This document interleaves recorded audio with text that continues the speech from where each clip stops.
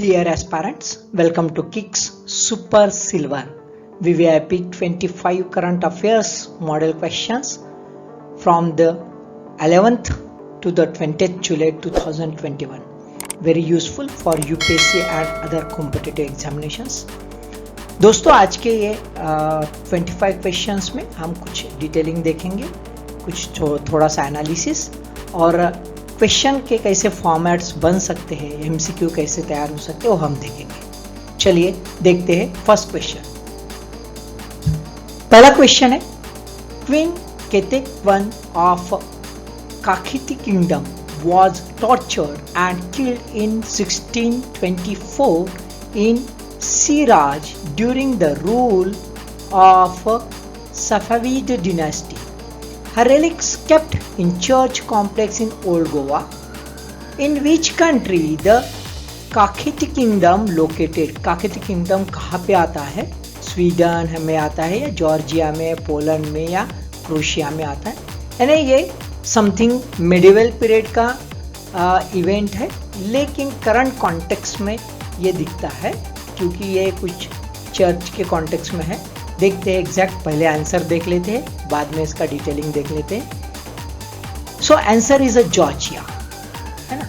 अब answer Georgia है तो समझ लीजिए कुछ ना कुछ करंट से कनेक्शन में है, क्योंकि फिलहाल में हमारे जो फॉरेन मिनिस्टर है, फॉरेन मिनिस्टर इन्होंने जॉर्जिया में विजिट दे दिया था। डिप्लोमेटिक जो है एक रिफ्लेक्शन बताने के लिए, क्योंकि रशिया से वो डायरेक्ट जॉर्जिया चले गए थे बीच में, अभी अफगानिस्तान का इशू इस कॉन्टेक्स्ट में, है ना। तो चलिए देख लेते हैं क्या है मैटर। दोस्तों क्वीन केतेकवन जो है उसको इनको जो है केतेकवन मार्टी करके रिवर ये जो है पूजा जाता है। ये काखीती किंगडम जो है ईस्टर्न जॉर्जिया एरिया में था।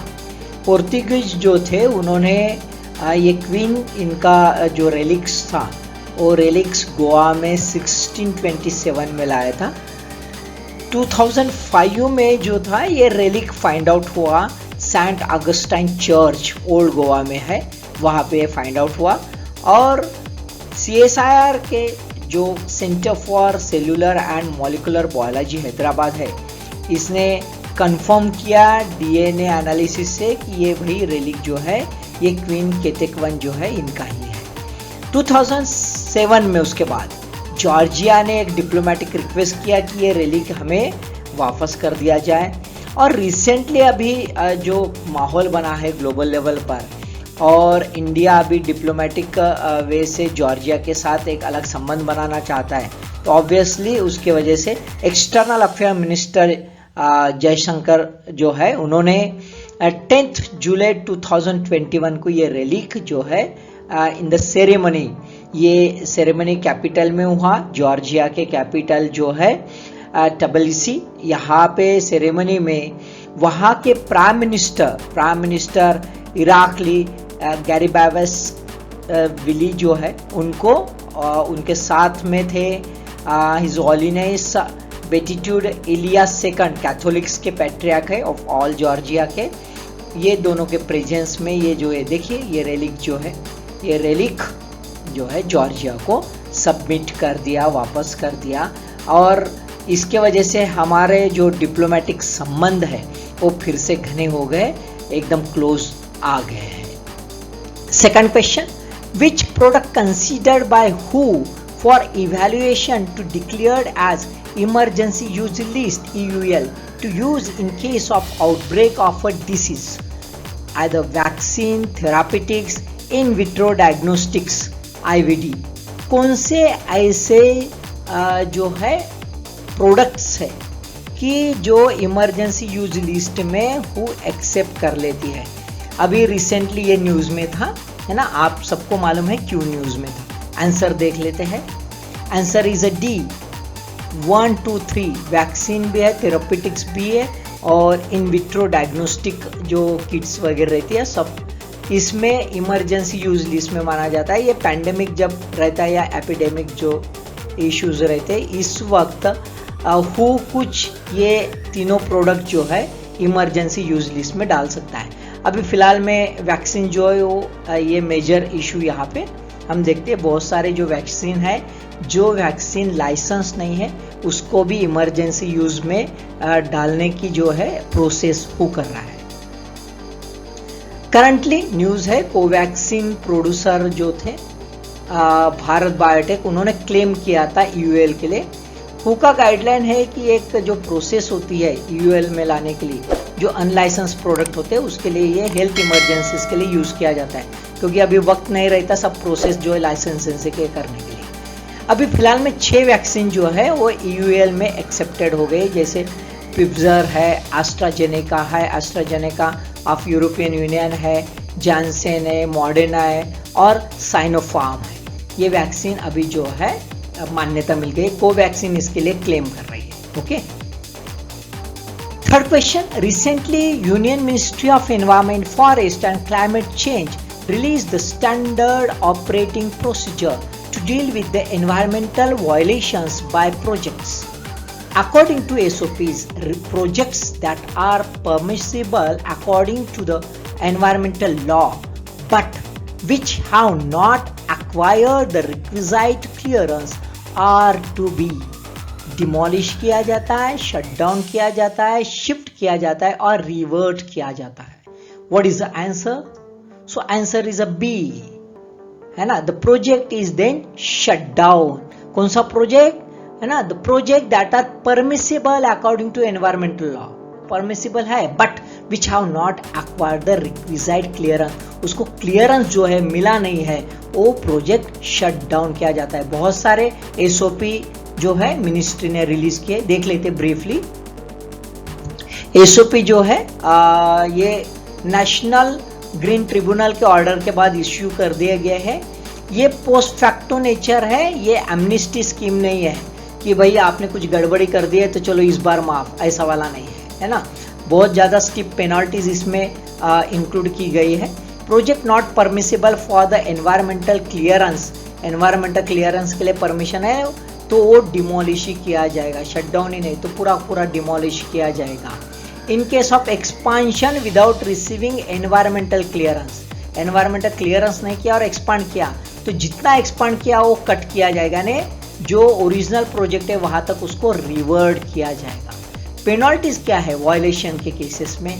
If the operations not commence, यदि ये सब गड़बड़ी कर दिया है और ऑपरेशनल बल लेवल पर नहीं आया, यानी प्रोजेक्ट स्टार्ट नहीं हो गया है, तो 1% of the total project cost incurred up to the date of filing of application, 1% जो प्रोजेक्ट कॉस्ट का है वो फाइन ठोकी जाएगी। इफ द ऑपरेशन कॉमेंस, यानी प्रोजेक्ट स्टार्ट हो गया, माइनिंग का रहे कुछ भी प्रोजेक्ट है स्टार्ट हो गया, तो 1% of the total project cost plus 0.5% of the total turnover during the period of violation. साथ में एडिशनल भी पेनल्टी है यदि ऑपरेशनेबल कंडीशन में प्रोजेक्ट चल रहा है। तो ये सब किस चीज के लिए दोस्तों? ये सब एनवायरमेंटल प्रोटेक्शन के लिए है, क्योंकि बहुत बार क्लियरेंस के under the consideration of clearance रख के प्रोजेक्ट स्टार्ट कर देते हैं और बहुत सारे इश्यूज आ जाते हैं। उसके लिए ये ट्रिब्यूनल ने स्ट्रिक्ट इंस्ट्रक्शंस दिए गवर्नमेंट को और उस हिसाब से मिनिस्ट्री ने एसओपी तैयार कर दिया गया है। अभी एसओपी कितना फॉलो होता है ये तो है ना वक्त ही जाने। Fourth question, consider the following statements with regard to G20, है ना। First, cater 80% of the world GDP. Second, covers 75% of a global trade. Third, covers 60% of the world population. Which of the above fact is or are correct? क्या answer हो सकता है देख लेते हैं। सो answer is a D, यानी तीनों के तीनों बराबर है ना। फर्स्ट, सेकंड और थर्ड बराबर है। थोड़ा ब्रीफली देख लेते हैं G20 क्यों फोकस में आया। रिसेंटली फोकस में आया था ये। G20 में 19 कंट्रीज है और यूरोपियन यूनियन ये एक ग्रुप है, ये मिला के G20 होता है। यहाँ पे आप देख सकते हैं सभी कंट्री विथ फ्लैग्स, अर्जेंटीना से लेके यूनाइटेड स्टेट्स तक। फाइनेंस मिनिस्टर जो थे ऑफ G20, ये रिसेंटली इन्होंने 2 क्रिटिकल जो है इम्पॉर्टेंट इशू पर एक सहमति बना लिए थे, एक जो है कंसेंसस बना लिए थे। पहला वाला है landmark move to stop the multinational shifting profits to low tax havens, है ना, जो टैक्स बचाने की कोशिश करती है मल्टीनेशनल, उसको चेकआउट करने के लिए pact will establish a global minimum corporate tax. ये GMCT तैयार कर लिया है, एटलीस्ट 15%, 15% बैठ जाएगा, to deter the MNCs from shopping around for a low tax rate. Tax बचाने की कोशिश नहीं करनी चाहिए, इसलिए MNC पर ये जो है मिनिमम लेवल का एक कारपोरेट टैक्स रहेगा ग्लोबल लेवल का, है ना। Also shift away that the highly profitable MNCs like the Amazon, Google, ये जो डिजिटल MNCs है, दिस आर ऑल्सो टैक्स्ड, क्योंकि ये क्या करते हैं, प्रोडक्ट ऑफ ओरिजिन और ऑफिस ऑफ ओरिजिन, इसमें गेम प्लान खेल लेते हैं कि भाई हमारा हेडक्वार्टर का लोकेशन तो कहीं और है, और उससे टैक्स बचा लेते हैं। इनको भी टैक्स नेट में लाने की कोशिश की।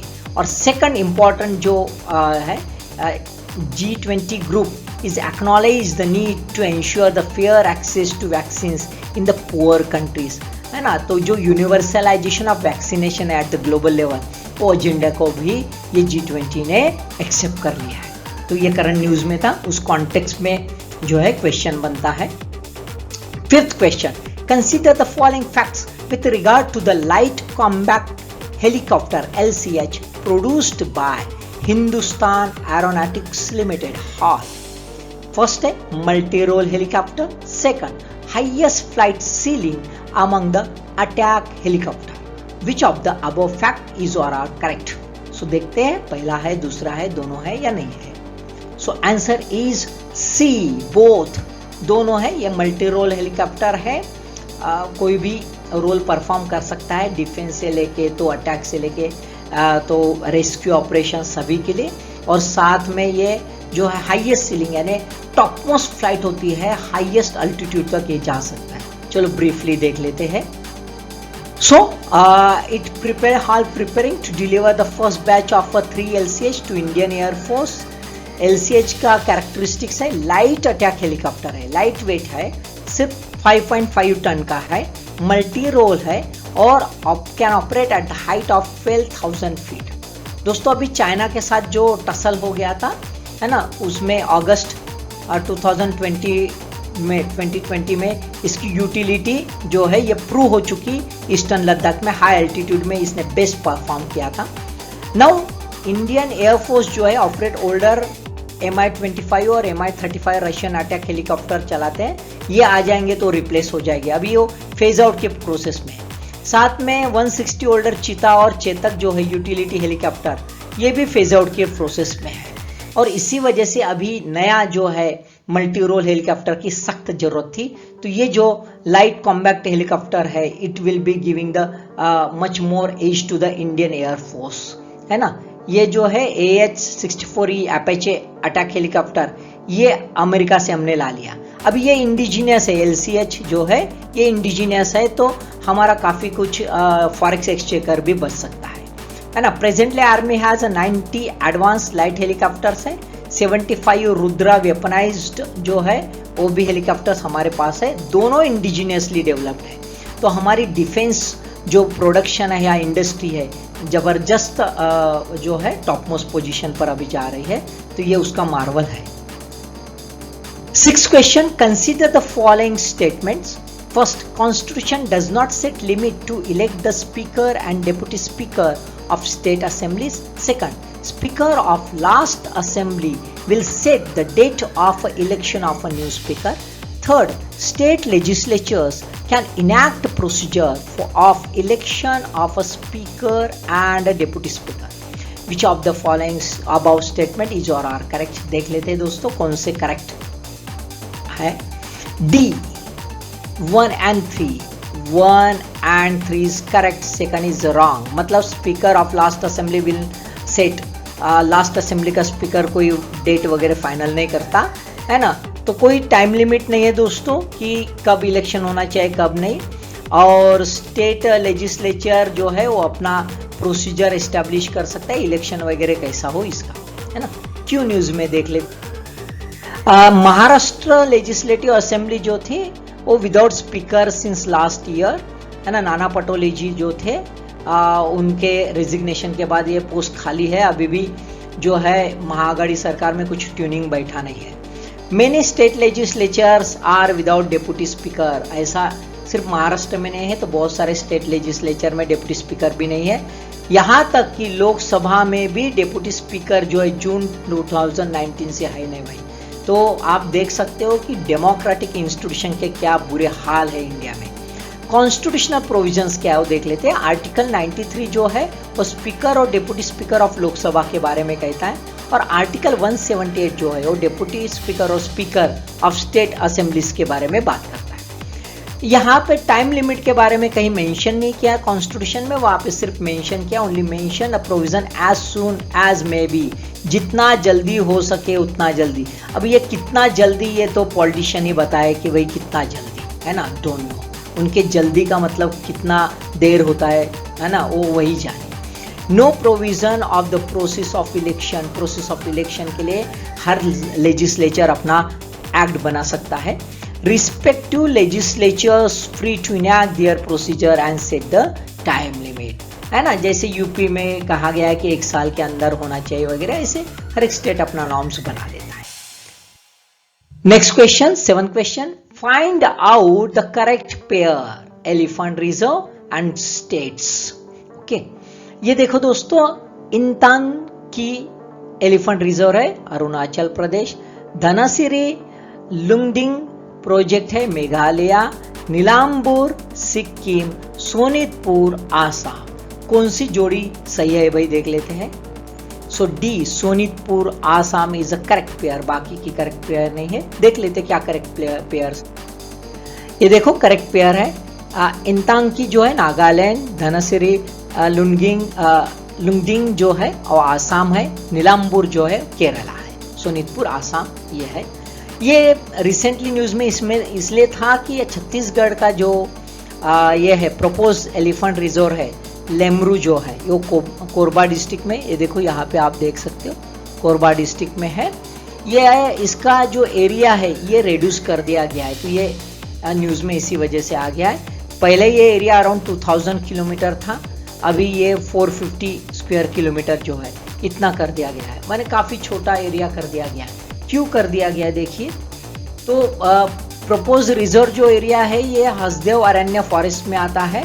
अब ये फॉरेस्ट का जो एरिया है it's having a very diverse biozone, बहुत सारे बायोजोन्स जो है वो इसके अंदर है। बायोजोन्स इन द सेंस कि एक स्ट्रेटोग्राफिक यूनिट होता है दोस्तों, जो स्ट्रेटा होता है, यानी जमीन का जो स्ट्रेटा यदि हम निकालते हैं तो वहाँ पे बहुत सारे फॉसिल जोन्स मिलते हैं, है ना। तो एक पिक्युलर फॉसिल का एक जोन रहता है, उसको बायोजोन कहते हैं। अब यहाँ पे कहा है डाइवर्स बायोजोन, यानी बहुत सारे फॉसिलाइज जोन है। ये सेंट्रल इंडिया का पार्ट है जहाँ पे कोल जो है, कोल डिपॉजिट बहुत ज्यादा है ना, क्योंकि वहाँ पे फॉसिलाइजेशन की प्रोसेस है ना मिलियन ईयर्स बिफोर हो गई थी।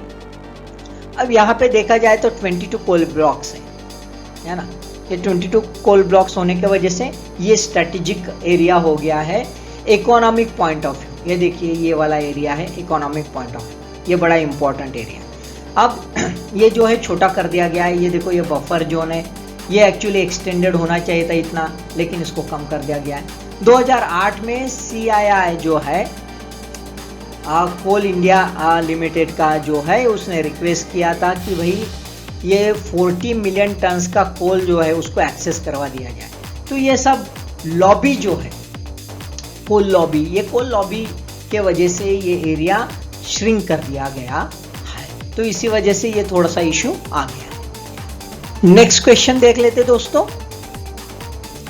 What is climate of death valley, है ना। डेथ वैली जो है ऑफ कैलिफोर्निया, इसकी क्लाइमेट क्या है। Hot desert, steppe, cold semi arid, hot summer Mediterranean, क्या है देख लेते हैं ना। आंसर देख लेते हैं पहले। ए हॉट डेजर्ट, वर्ड ही है डेथ वैली, बराबर है, तो हॉट डेजर्ट ही होना चाहिए, कैलिफोर्निया में है, यानी कुछ डेजर्ट एरिया है ऐसा ध्यान में आता है। क्यों न्यूज में आया वो भी देख लेते हैं। देखो death valley located in the south eastern California मोजावे डेजर्ट, ये देखो ये मोजावे डेजर्ट है, ये एरिया में ये है दोस्तों, है ना। Bordering the Great Basin Desert, ये ऊपर में पहला एक डेजर्ट है, यहाँ पे सोनारान डेजर्ट भी है, यानी पूरा ये डेजर्ट एरिया है। साथ में ये जो दिख रहे हैं आप ब्राउन जो है लकीर है ना, ये ब्राउन लकीर क्या है, it's a mountain range, 4 mountain ranges से ये घिरा है ना। सेरा नेवाडा रेंज ये लंबी जा रही है, सेरा नेवाडा रेंज है ना। तो ऐसे 4 माउंटेन रेंज के बीच में है।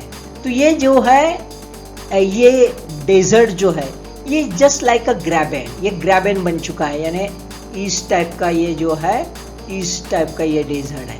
इधर भी जो है माउंटेन है, इधर भी माउंटेन है, ये बीच में फंसा है। तो ऑब्वियसली ये हाई वॉल्स है। हाई वॉल्स होने की वजह से ऑब्वियसली क्या हो जाता है, यहाँ की जो हीट है, हीट जो है पैक हो जाती है, कॉम्पैक्ट हो जाती है उसमें, और इसी वजह से यहाँ पे hot summers, short mild winter और लिटिल रेनफॉल आता है ना। ये हाई वॉल्स के वजह से हीट पूरा ट्रैप कर लेता है। साथ में दोस्तों ये जो है, ये एरिया देखते हो, ये समंदर का एरिया, इट्स ओशन।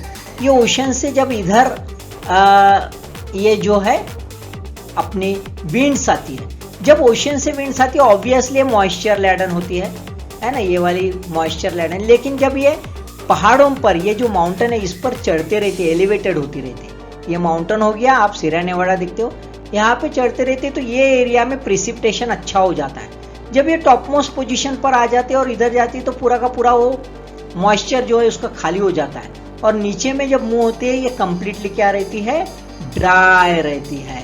तो ऑब्वियसली यहाँ पे रेनफॉल भी नहीं होता, और ये ग्रैबेन होने की वजह से हीट बहुत ज्यादा है, और इसी वजह से ये डेजर्ट हो चुका है। ये जो ड्राई वार्म विंड्स जो आती है, ये इसको फोइन विंड्स कहते हैं, ये ड्राई विंड्स होती है ना। ये सब ट्रॉपिकल हॉट डेजर्ट है दोस्तों, इट्स अ सब ट्रॉपिकल हॉट डेजर्ट। क्या हो गया था 9 जुलाई 2021 को, इसका टेम्परेचर जो है ये 54 डिग्री सेंटीग्रेड, समझ सकते हो आप कितना खतरनाक हो सकता है, और इसलिए वाइल्ड फायर इधर में हो गया था।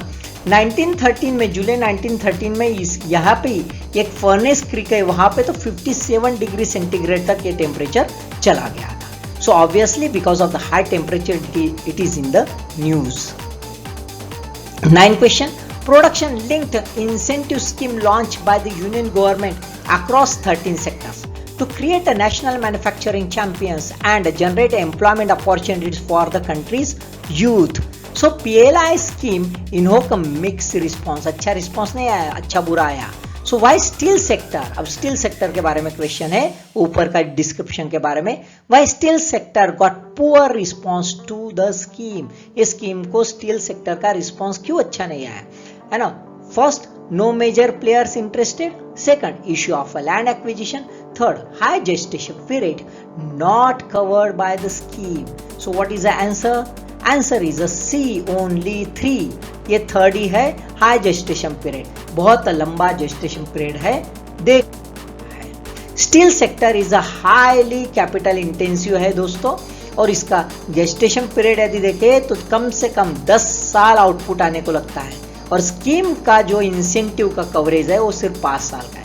तो ऑब्वियसली स्टील सेक्टर में कोई इंटरेस्टेड नहीं है। ये जो स्कीम बनाई गई है स्पेशलिटी स्टील के लिए बनाई गई है। स्पेशलिटी स्टील क्या होता है, it's a value added steel होता है। ये देखो आप यहाँ पे स्टील देख रहे होंगे, ये रॉ स्टील नहीं है, तो कुछ जो है प्रोडक्ट किया गया रहता है, वैल्यू एडिशन किया गया रहता है।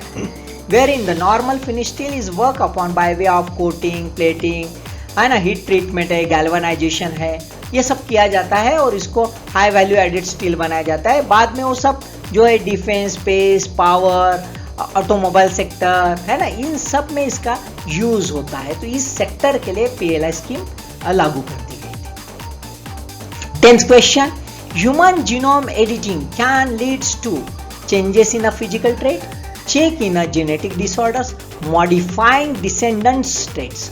सो चूज द करेक्ट कोड, क्या है, लीड्स टू, आंसर देख लेते हैं। डी 1, 2, 3 तीनों है ना। ह्यूमन जीनोम एडिटिंग जो है ये फिजिकल ट्रेट बदला सकता है, physical trait in the sense की काला गोरा जो भी है बदल सकता है, आंखें काली भूरी कुछ भी हो सकता है। Check genetic disorder, particularly it's being targeted for genetic disorder checking, मतलब जो भी डिसऑर्डर है उसको कंटेन करे, रोक दे, खत्म करे।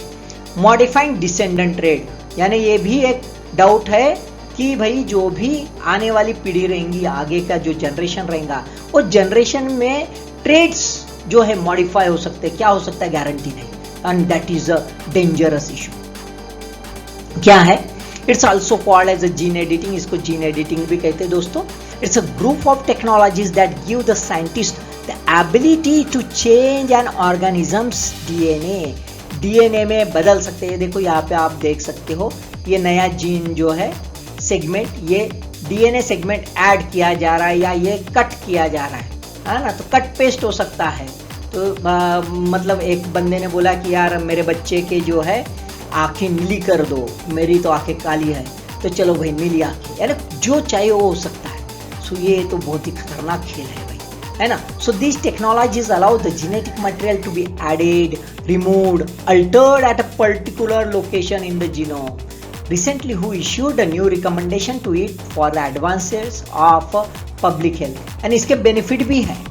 जो जेनेटिक डिसऑर्डर है, that is a major issue, genetic disorder, उसमें अभी देखिए डायबिटिक एलिमेंट यदि हम देखते हैं तो ये मेजर इशू है, अभी थर्ड वर्ल्ड कंट्री में भी जबरदस्त इशू है जिसका जेनेटिक लिंक ज़्यादा है।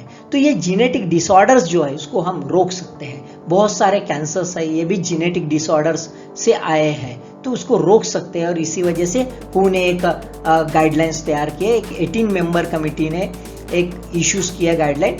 पोटेंशियल बेनिफिट क्या है? फास्टर एंड एक्यूरेट डायग्नोसिस हो सकता है ये यदि यूज करें जेनेटिक एडिटिंग, टारगेटेड ट्रीटमेंट हो सकती है और जेनेटिक डिसऑर्डर प्रिवेंट कर सकते हैं। This are the very potential benefits. लेकिन रिस्क क्या है? तो alternation of genome of human embryos में transmit to next generation and modifying descendant traits, यानी अभी कुछ चेंज हो जाता है और वो चेंज की वजह से फ्यूचर में कुछ और मॉडिफिकेशन, म्यूटेशन होने के पॉसिबिलिटी है, that is a threat. 11th question, consider the following statements with regard to the China's trade with its trading partners in the first half of the 2021. देख लेते हैं क्या स्टेटमेंट्स है। Highest increase in the India's trade with China among its major trading partners. Trade of China with South Africa raised with the highest percentage. Highest trade with the USA in terms of the value. India's export with China driven by medical supplies. So देखो दोस्तों, ये statements है, बड़ी general statement है, थोड़ी जो है contradictory वगैरह फीलिंग होंगी आपको। देखो पहला वाला जैसा है, highest increase in India's trade with the China among its major trading partner, और सेकंड क्या बोलता है? Trade of China with South Africa raise with the highest percentage. यानी दोनों ऐसा कुछ कॉन्ट्राडिक्टरी लगते, तो हम कंफ्यूज हो सकते हैं, यार ये नहीं हो सकता, ये हो सकता है ना, गड़बड़ हो सकती है ऐसी। देखते हैं पहले आंसर क्या है और फिर समझ लेते हैं। Answer is a 1 2 3। भाई पहला, दूसरा और तीसरा सही है। हमें तो डाउट लगा था कि वह पहले और दूसरे में कुछ तो भी एक हो सकता है, यानी हम कुछ गड़बड़ कर सकते थे, बराबर है। तो ये जो है ये समझने की आप कोशिश करो। अब यहाँ पे क्या खास बात है? फर्स्ट इसमें यहाँ पे वर्ड लिखा है मेजर ट्रेडिंग पार्टनर, और लेकिन साउथ अफ्रीका के बारे में ऐसा कुछ लिखा नहीं है। ये दोनों अलग अलग सेंटेंस हो सकते हैं। See how eight micro level UPSC में बी आस्किंग द क्वेश्चन, है ना। चलो देख लेते हैं क्या डाटा है। सो India's trade with China rising with the highest percentage among the India's major trading partners with a two-way trade surpassing pre-pandemic, यानी पैंडेमिक लेवल जब थी उसके पहले जो था ट्रेड उससे भी ज्यादा हो गया है, यानी बढ़िया ट्रेड हो गया है। इंपोर्ट क्या किया जाता है? हमारे इंपोर्ट में मेडिकल सप्लाईज ये ज्यादातर इंपोर्ट किया गया है, और इंडिया का एक्सपोर्ट में iron ore, cotton, other raw material जो है इसका जो है कंट्रीब्यूशन ज्यादा है। अब साउथ अफ्रीका के साथ तो हाईएस्ट परसेंटेज हो गया, सभी जितने भी ट्रेडिंग पार्टनर्स है उसमें से 70% यानी हाईएस्ट हो गया। लेकिन साउथ अफ्रीका जो है ये मेजर ट्रेडिंग पार्टनर के कैटेगरी में नहीं आता है। ओके, अब देखो यदि इंडिया का यदि हम देखते हैं, इंडिया और इसका मेजर ट्रेडिंग पार्टनर का कॉन्टेक्स्ट में यदि हम ऑब्जर्व करते हैं तो देखिए मेजर ट्रेडिंग पार्टनर में इंडिया, आसियान, यूरोपियन यूनियन और यूएसए है। इसमें इंडिया का सबसे ज्यादा परसेंटेज है, 62.7% है, और जो यूरोपियन यूनियन वगैरह उसका काम है।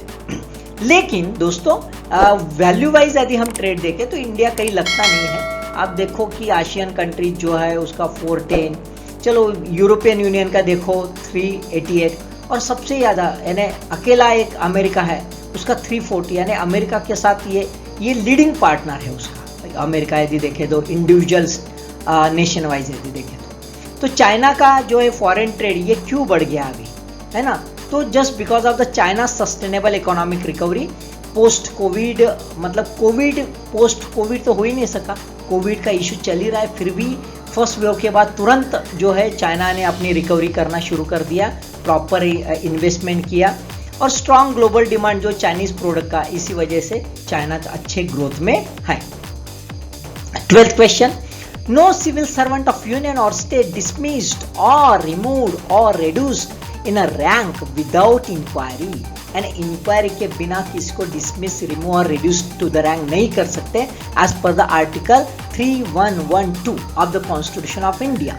द सिविल सर्वेंट हाउएवर, यानी प्रोविजो है वहां, civil servant however can be dismissed और रिमूव्ड और reduced in the rank without inquiry, यानी विदाउट इंक्वायरी भी कर सकते, एक प्रोविजन है। व्हेन, कब? Conduct of a person led to conviction of criminal charges, person is medically unfit to face inquiry, and third person is abscond. Answer देखते दोस्तों, answer is A, only one. Conduct of a person led to conviction of criminal charges. चलो समझ लेते हैं article 3112. So recently in news, lieutenant governor of Jammu and Kashmir Manoj Sinha जो है उन्होंने 11 employees को डिसमिस कर दिया था on the alleged terror link under the proviso 3112C of the Constitution of India. क्या प्रोविजो है देख लेते हम, है ना? तो 3112 में 3 प्रोविजो है, A, B, C. A में है कि conduct of a person which has led to his conviction on a criminal charges, जो आंसर में दिया है। When authority empowered to dismissed or removed or reduced him rank is satisfied, word देखो, satisfied, recorded, satisfaction सिर्फ मन का satisfaction नहीं, तो recorded by that authority, यानी लिखित स्वरूप में, in a writing that for some reason, word here is a some reason, not a peculiar, तो जो रीजन है वो मेंशन करना पड़ेगा, not reasonably practicable to hold such inquiry, यानी इंक्वायरी नहीं कर सकता ऐसा कुछ रीजन है, लॉजिकल रीजन है ना, रैशनल रीजन है, वो रीजन मेंशन करना पड़ेगा किसको, जो अथॉरिटी एम्पावर्ड है डिसमिसल, रिमूवल और रिड्यूस टू रैंक करने के लिए। या फिर सी में व्हेन द प्रेसिडेंट और governor satisfied that, word here is a satisfied, अब यहाँ पे रिकॉर्डेड वगैरह कहीं नहीं है, ध्यान में रखो, सेटिस्फैक्शन, मियर सेटिस्फैक्शन बोला है, satisfied that the interest of the security of a state is not expedient to hold such inquiry, यानी सिक्योरिटी के कारण के वजह से अभी इंक्वायरी करना पॉसिबल नहीं है, अच्छा नहीं है, ये सेटिस्फैक्शन, मियर सेटिस्फैक्शन, यहाँ पे राइटिंग में बोला नहीं है। सो ऑब्वियसली इस आधार पर जो है लेफ्टिनेंट गवर्नर जो है उन्होंने 11 एम्प्लॉयज को डिसमिस कर दिया on the basis of the security of the state. 13 question है, UK's Carbon Tracker in collaboration with the Council on the Energy Environment and Water CEEW published a report on the 14 July 2021. Report enumerated facts about fossil fuel electricity generation in India till 2020. Which of the following graph shows the correct position? ये जो है भाई, है ना, जो report बताया था उस हिसाब से कौन सा ग्राफ जो है वो करेक्ट पोजीशन शो करता है इंडिया की। सो आंसर इज अ सी, इस ढंग से ये जो है इस ढंग से करता है, क्या है देख लेते हैं। So report title reach for the sun, ये टाइटल था, illustrate a case of India, India को शाबाशी दी गई है ये रिपोर्ट के अंदर में, और कहा गया है कि एज ए इमर्जिंग इकोनॉमी, है ना, about to leapfrog the fossil fuel to generate all growth in their electricity supply from the renewable, एकदम से जंप मार रहा है फॉसिल फ्यूल से रिन्यूएबल तक, है ना। फॉसिल फ्यूल का जो है electricity generation in India reach a plateau, यानी ऐसा अब जा रहा था plateau, reach a plateau in 2018 and fell in 2019-20, ये नीचे चला गया, और ये इसी वजह से ये जो है graph it's a fit to this fact. 9% जो है इमर्जिंग मार्केट की इलेक्ट्रिसिटी डिमांड जो है ये इंडिया कंट्रीब्यूट करता है और 20% एक्सपेक्टेड डिमांड ग्रोथ होने वाली है। सोलर पावर जो है इंडिया में वो 2010 में 20 गीगा वैट था, अभी 2021 में सीधा जंप कर लिया 96। आप समझ सकते हो कि सोलर जो है रिन्यूएबल एनर्जी में कितना जंपिंग ले लिया है ना। लार्ज हाइड्रो पावर जो है उसका कंट्रीब्यूशन इलेक्ट्रिसिटी में जो है 37% है, जिसका वैल्यू जो है 142 गीगावाट है। ओके, ठीक है दोस्तों। 14 question, which of the following concepts considered as a hallmark of judicial decision making. Judicial decision making का हॉलमार्क्स क्या है? मेडिएशन, इंडिपेंडेंस, फेयरनेस और reasonableness. So answer is B 2, 3, 4, independence, fairness and reasonableness. चलो देख लेते हैं क्या है। कोर्ट डिलिनेट 4 रिमार्क, एक एससी वर्डिक्ट था, सुप्रीम कोर्ट का वर्डिक्ट 14 जुलाई 2021 में, जहां पे section 184 of the finance act 2017 जो था, इसका section 12 of the tribunal reforms rationalization and condition service ordinance 2021 के रिलेटेड था। एक मिनिमम एज का क्राइटेरिया जो था, है ना, वो क्राइटेरिया को इनऑपरेट, वाइड और अनकॉन्स्टिट्यूशनल डिक्लेयर कर दिया गया है सुप्रीम कोर्ट ने। और यही कहते कहते जो है इसमें कोर्ट ने 4 हार्मार्क जो है डिसीजन मेकिंग के डिक्लेयर किए हैं, इम्पार्शियलिटी, इंडिपेंडेंस, फेयरनेस और रीजनेबलनेस, है ना। सुप्रीम कोर्ट कहता है impartiality is a soul of a judiciary and independence is a life blood of a judiciary. Supreme court कहता है कि इंडिपेंडेंस ऑफ अ जुडिशियरी के कोर कंपोनेंट में 2 बातें आती है, एक सिक्योरिटी ऑफ टेन्योर, जजेस के टेन्योर की सिक्योरिटी होना बहुत जरूरी है, और दूसरा कंडीशंस ऑफ सर्विस, इसकी भी सिक्योरिटी होना बहुत जरूरी है। 15th question, which state shown the highest increase in the health inflation in June 2021 comparing to June 2019? कौन सा ऐसा स्टेट्स है जिसका हेल्थ इन्फ्लेशन ज्यादा है? सो आंसर देख लेते हैं। Answer is a Telangana. Telangana में हेल्थ इन्फ्लेशन ज्यादा है। चलो देख लेते हैं थोड़ा facts. So Telangana face the highest health inflation 23% और केरला में सबसे लो हेल्थ इन्फ्लेशन है 7.9%। अब ये टॉप मोस्ट 4 स्टेट जो है जिसमें हेल्थ इन्फ्लेशन ज्यादा है वो है तेलंगाना, जम्मू एंड कश्मीर, बिहार और एमपी। आप देख सकते हो कि ये बैकवर्ड स्टेट्स हैं। देखो ध्यान में रखो, बैकवर्ड स्टेट्स होने की वजह से उनका हेल्थ कॉस्ट बढ़ गई है। So that there might be definitely related with the standard of living and the education level and social fabric वगैरह, ये सबका निचोड़ जो है ये इसमें रिफ्लेक्ट होता है। अर्बन एरिया में जो है हेल्थ इन्फ्लेशन ज्यादा रहा है रूरल एरिया से। तेलंगाना में उल्टा है, तेलंगाना में रूरल एरिया में हेल्थ इन्फ्लेशन ज्यादा रहा है और केरला में अर्बन एरिया में हेल्थ इन्फ्लेशन ज्यादा रहा है। 16 questions, India's Sugar Mills Association expected to increase in the production of sugar in 2021-22 season and estimated to be at about 310 lakh tons. Factors responsible will be, क्या रह सकते हैं as per the Indian Sugar Mills Association? Expected to increase in the sugarcane cultivation area, introducing new hybrid variety, installation of more sugar factories. What's the answer? Answer is only 1A, है ना। So only 1 ये वाला answer है। देख लेते हैं क्या है। What is the fact? Area under sugarcane expected to be almost 54.55 lakh hectares in 2021-22 sugar season। जो शुगर सीजन शुरू होता है अक्टूबर टू सितंबर। 3% हाई लैंड एरिया आने वाला है, जिसमें यूपी, महाराष्ट्र और कर्नाटका, इसमें एरिया बढ़ने वाला है और इसी वजह से जो है कि शुगर का प्रोडक्शन बढ़ने की पॉसिबिलिटी है। ये जो एरियाज दिख रहे हैं ये एरियाज जो है these are the states which are sugar growing states. Okay.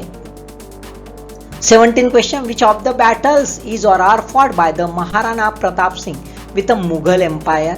Battle of Haldigati, Battle of Devar, Battle of Chawan, Battle of the Ajmer। कौन सा आंसर है देख लेते हैं। So B 1 and 2, Battle of Haldigati and Battle of Devar, है ना। चलो देख लेते हैं क्यों ये न्यूज में है, क्योंकि ये तो हिस्ट्री का क्वेश्चन है, न्यूज में कैसे आ गया देख लेते हैं।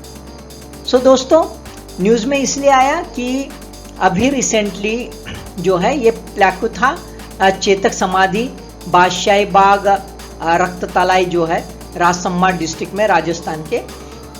आर्कियोलॉजिकल सर्वे ऑफ इंडिया ने वो प्लेको जो है रिमूव कर दिया on the basis of historically wrong, क्योंकि वहां पे लिखा गया था कि हल्दी घाटी के वॉर में राजपूत की सेना जो है वो पीछे हट गई थी, बड़े बुरे तरीके से उनकी हार हो गई थी। जबकि सिचुएशन ऐसी थी कि ऐसा कुछ नहीं था।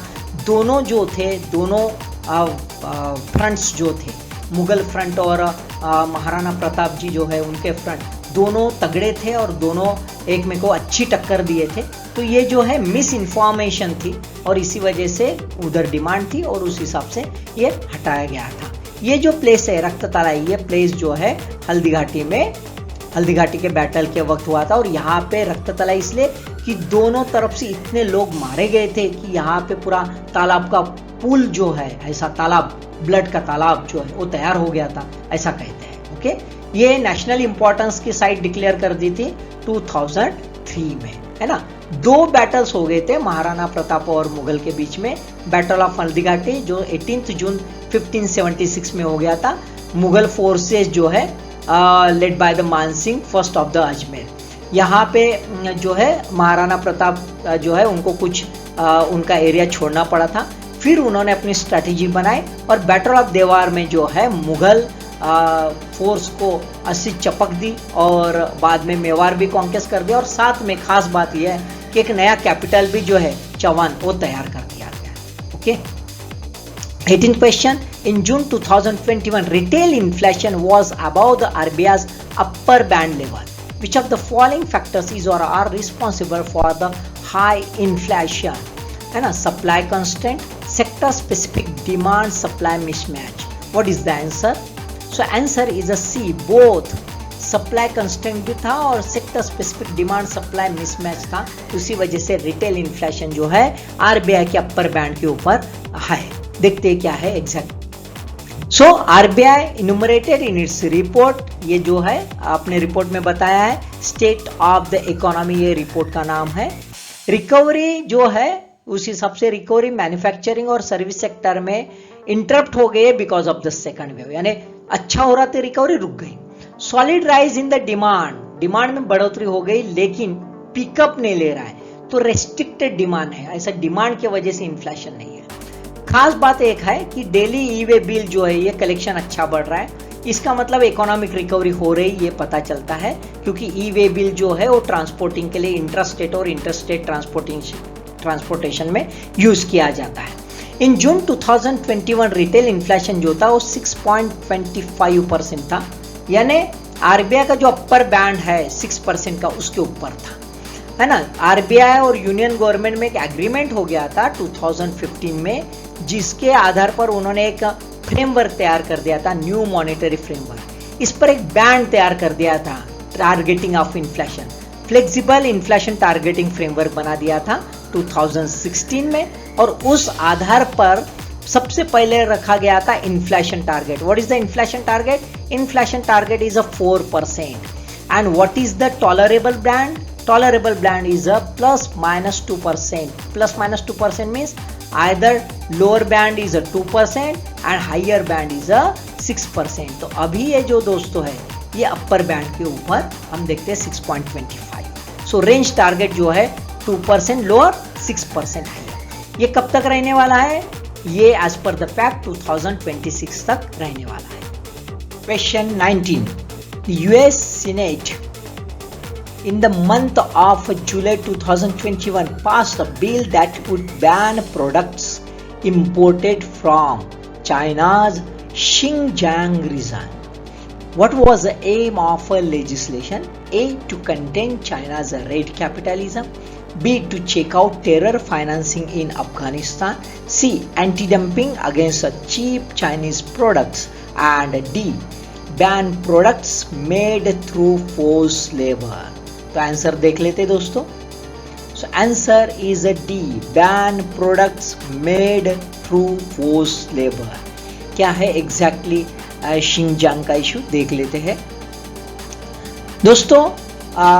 सीनेट ने जो है Uyghur force labour prevention act जो है वो पास कर दिया गया है।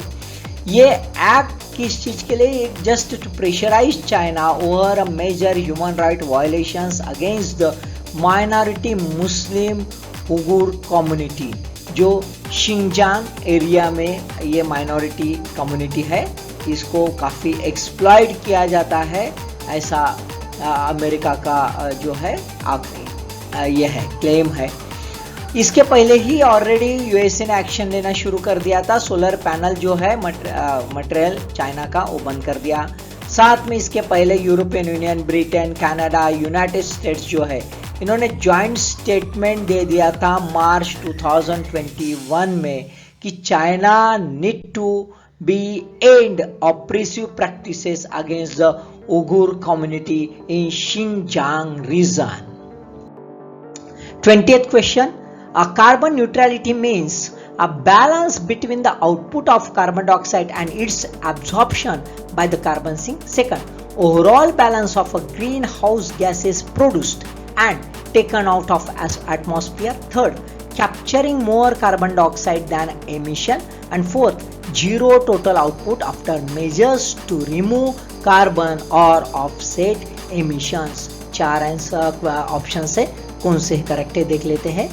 सो डी 1 and 4 यानी कार्बन न्यूट्रलिटी दो मीनिंग यहाँ पे बताया है। Balance between the output of carbon dioxide and its absorption by the carbon sink and zero total output after measuring to remove carbon or offset emissions. So obviously carbon neutrality यहाँ पे word है, carbon है तो पहले तो carbon देख लो, यहाँ पे भी कार्बन है, यहाँ पे भी कार्बन है, यहाँ पे दिख नहीं रहा, यहाँ पे ग्रीन हाउस गैसेस है यानी कार्बन के अलावा भी है, कार्बन डाइऑक्साइड के अलावा भी है, तो ये तो पहले कट कर लो, बराबर है, वो एलिमिनेट हो गया। तो 2 जहाँ पे वो तो कट हो गया, ये भी कट हो गया, बराबर है।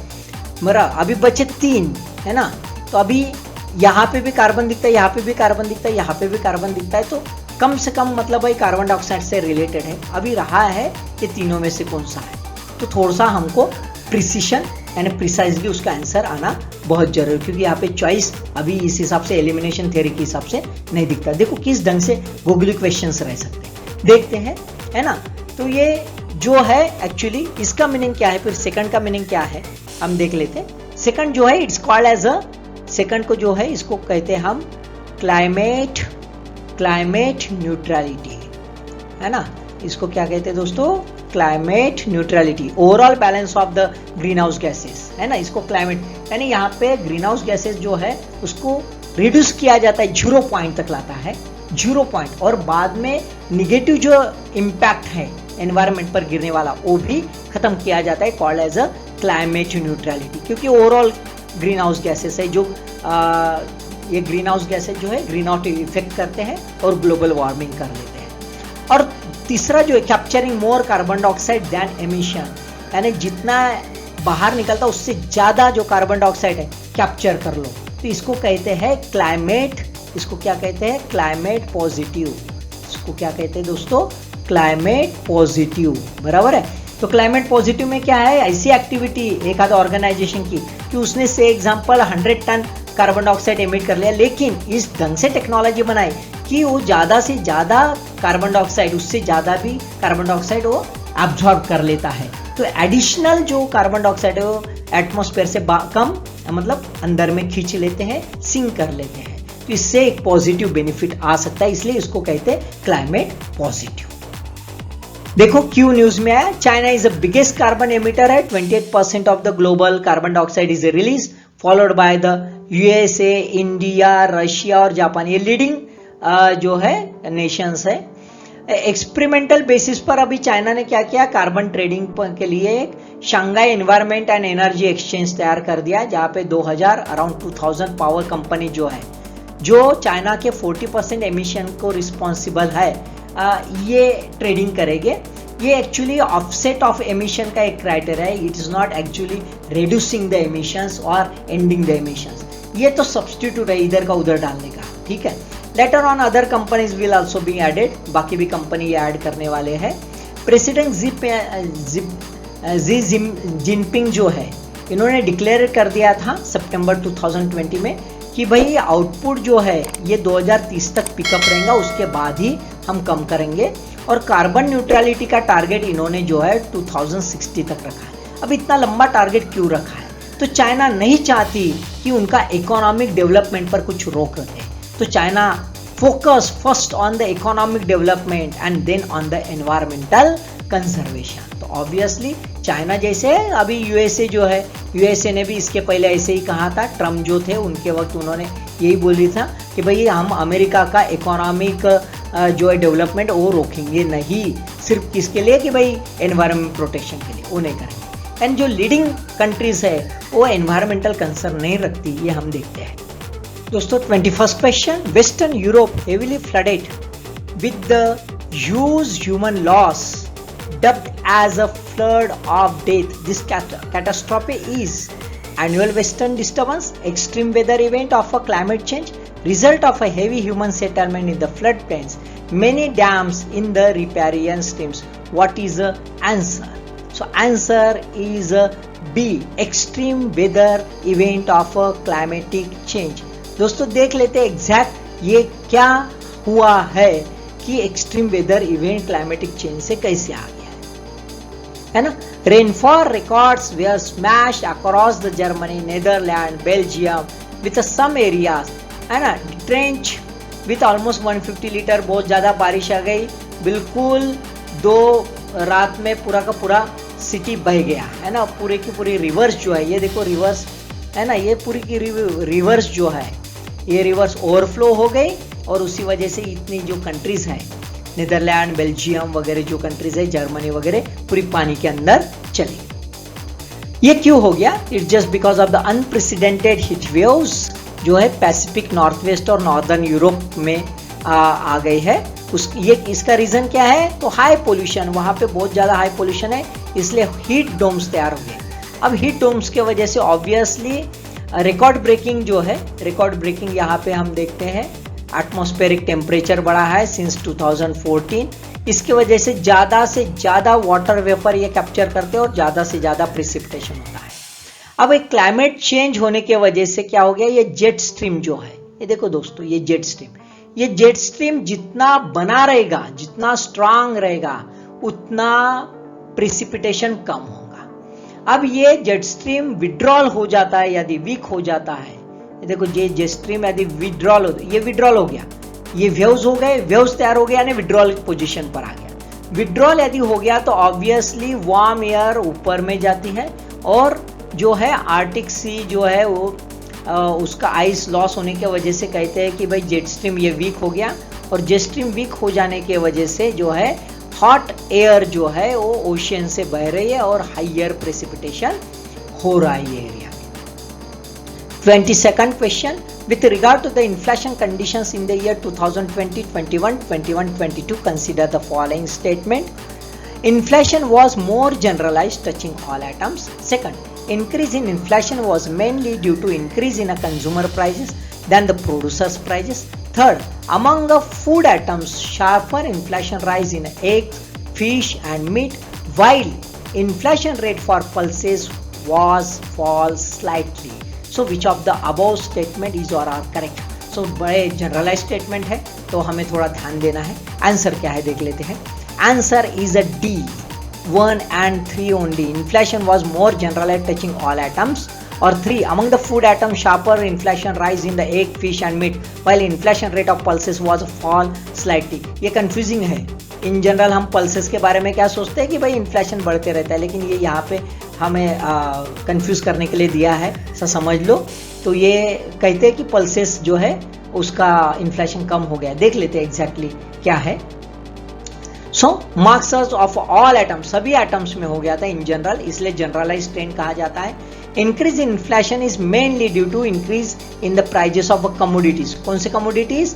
जो प्रोड्यूसर्स प्राइजेस में कंट्रीब्यूट करते हैं, वैसे क्रूड ऑयल है, मिनरल है, बेस मेटल है, यानी जो सपोर्ट करते कंज्यूमर्स के लिए, जो अपने आप बाद में कंज्यूमर प्राइस में ट्रांसलेट कर सकते हैं आफ्टर सम लैग, है ना। और इसी वजह से इन्फ्लेशन बढ़ रहा है, कैस्केडिंग इफेक्ट हो रहा है फ्यूल प्राइस के वजह से, और इसी वजह से बाकी जो है मैन्युफैक्चर प्रोडक्ट जो है उस पर वो रिफ्लेक्ट हो रहा है। पल्सेस जो है वो उसका होलसेल इन्फ्लेशन जो है स्लाइटली डिक्रीज, ज़्यादा नहीं हुआ, कम, एकदम से माइनर कम हो गया 12.4, 12.4 से 11.4। Sharper rise in egg, fish and meat, है ना, 10% जो है अप्रैल जून में आ गया। पहले तो कुछ भी नहीं था, 1.4, है ना। अभी कोविड के वजह से सब अंडे खाना शुरू कर दिए, मटन खाना शुरू कर दिए, और इसी वजह से उसके प्राइस जो है जबरदस्त बढ़े।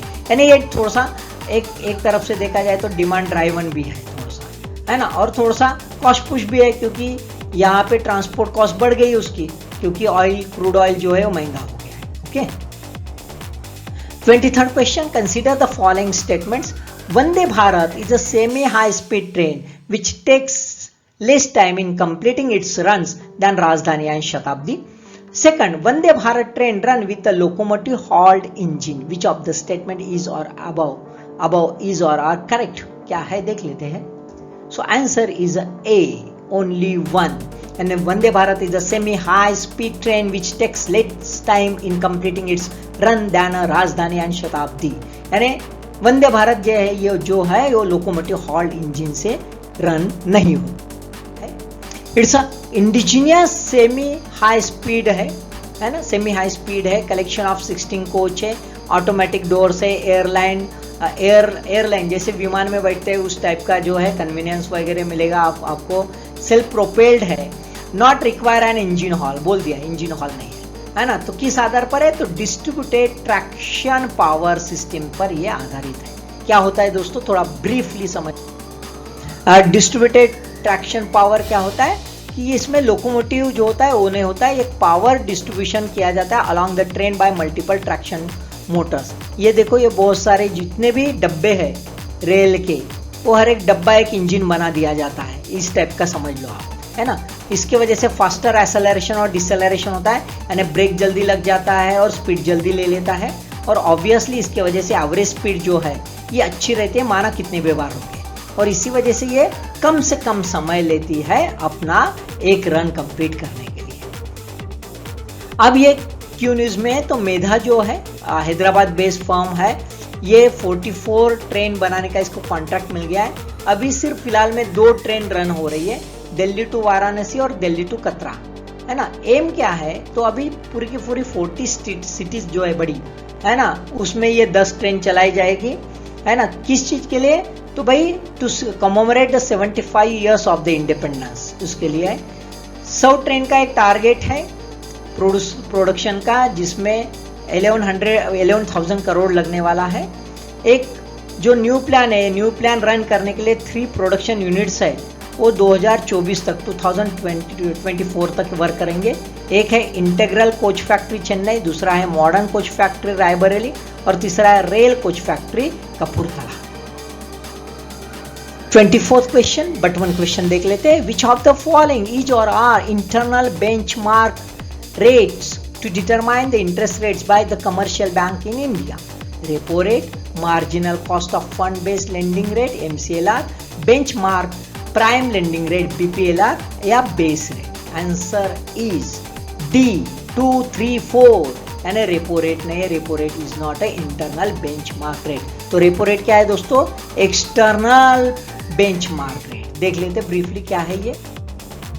सो रिपोर्ट जो है मॉनेटरी ट्रांसमिशन इन इंडिया, ये रिपोर्ट पब्लिश हो गया RBI बुलेटिन जुलाई 2021 में, है ना। तो ये मॉनेटरी ट्रांसमिशन क्या होता है दोस्तों, कि जो सेंट्रल बैंक है, सेंट्रल बैंक अपना पॉलिसी रेट डिक्लेयर कर लेती है, और वो पॉलिसी रेट जो है वो ट्रांसमिट होता है रियल इकोनॉमी में through influencing the commercial loans bye the commercial banks. Commercial bank जो है लोन इशू करते हैं, उसको जो इन्फ्लुएंस करता है, उसी वजह से मॉनेटरी ट्रांसमिशन होता है, यानी policy rate influence the real economy, that is called as a monetary transmission. अब यहाँ पे देखो RBI ने जो है एक्सटर्नल बेंचमार्क लेंडिंग रेट जो है EBLR, ये अक्टूबर 2019 को डिक्लेयर कर दिया था on the recommendations of doctor Janak Raj internal study group. लेकिन दोस्तों अभी भी बहुत सारे जो बैंक है ये इंटरनल बेंचमार्क मेथड ही यूज करती है, और इसी वजह से इसका अभी भी बोलबाला है 71.5% of outstanding floating rate rupees जो लोन है वो at the end of March 21 जो है ये इंटरनल बेंचमार्क के आधार पर रन हो रही है। अब एक्सटर्नल बेंचमार्क का क्या बेनिफिट है, तो ये ट्रांसपेरेंट है, और ये पब्लिक डोमेन में इजीली अवेलेबल होती है, तो कस्टमर को तुरंत पता चलता है कि भाई रेट क्या होने वाला है या क्या रहता है ना। बोरोवर्स को लोन लेने के पहले अंदाजा आ सकता है। इंटरनल बेंचमार्क जो होता है वो पता नहीं चलता, क्योंकि इंटरनल बेंचमार्क जो होता है ये इनडायरेक्ट होता है, क्योंकि ये उसका जो है कॉस्ट प्लस बेसिस पर चलता रहे। उसके अंदर के जो है बैंक के अंदर के जो डिपॉजिट है, डिपॉजिट इंटरेस्ट रेट्स, उसके आधार पर चलता है। तो ये बैंक को ही मालूम रहता है, बोरोवर को मालूम नहीं रहता।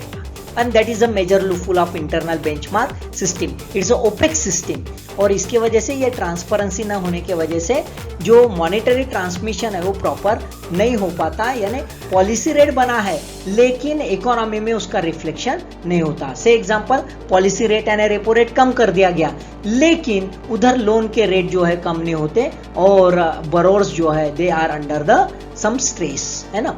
जो है एक्सटर्नल बेंचमार्क जो है it's not contingent upon the changes in the deposit rate. Deposit rate से कोई लेना देना नहीं रहे।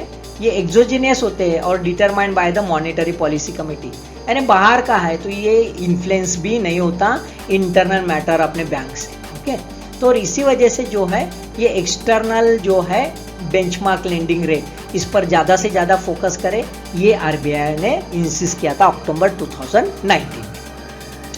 लास्ट क्वेश्चन दोस्तों, which organization published a report, India Inequality Report 2021, India's Unequal Healthcare Story? Who? Oxfam, India International Human Rights Watch या ILO? Question का answer B, Oxfam India.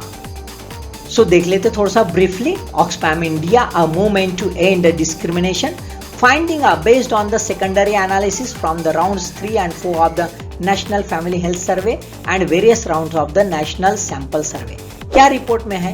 Sharp inequalities exist across different caste, class, gender categories on various health indicators.